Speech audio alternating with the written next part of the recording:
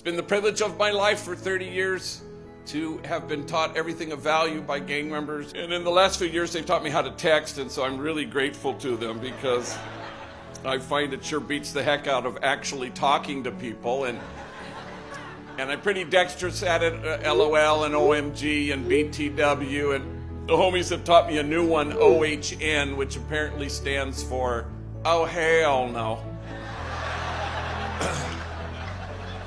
And I've been using that one quite a bit lately.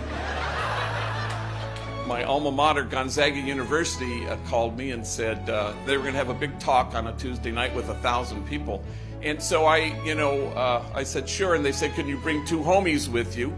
And I always pick homies who have never flown before, just for the thrill of seeing gang members panicked in the sky.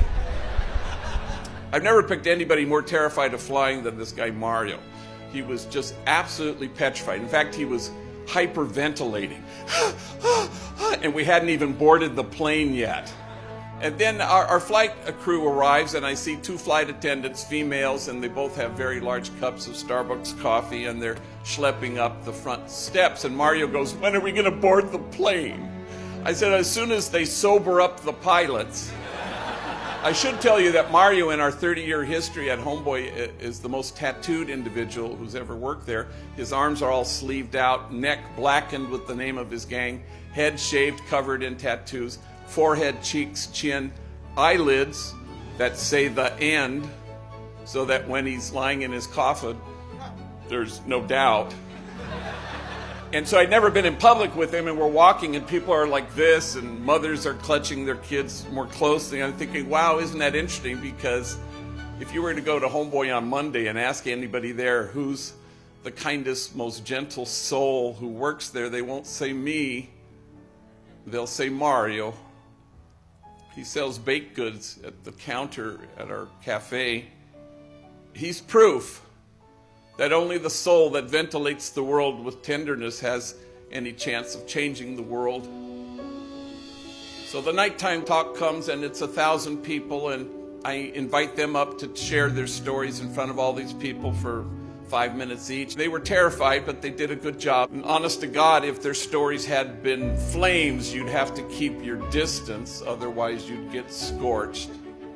I invite them up for Q&A, and I said, yes, ma'am. And a woman stands and she says, yeah, I got a question. It's for Mario. First question out the gate. And Mario steps up to the microphone. He's a tall drink of water, skinny, and clutching the microphone, and he's terrified. Yes.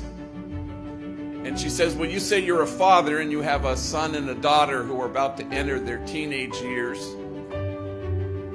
What advice do you give them? What wisdom do you impart to them?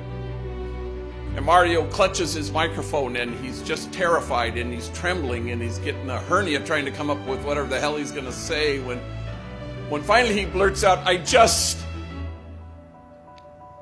and he stops, and he retreats back to his microphone clutching, terrified retreat.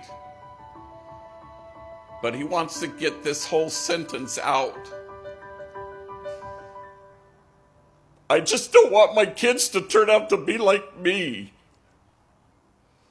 And there's silence until the woman who asked the question stands, and now it's her turn to cry, and she says, why wouldn't you want your kids to turn out to be like you? You are loving, you are kind, you are gentle, you are wise. I hope your kids turn out to be like you. And 1,000 total perfect strangers stand, and they will not stop clapping. And all Mario can do is hold his face in his hand, so overwhelmed with emotion that this room full of people, strangers, had returned him to himself, and they were returned to themselves. And I think you go from here to stand with the demonized so that the demonizing will stop. And you stand with the disposable so that the day will come when we stop throwing people away. And you stand with those whose dignity has been denied, and you stand with those whose burdens are more than they can bear, and you stand with the poor and the powerless and the voiceless. Make those voices heard.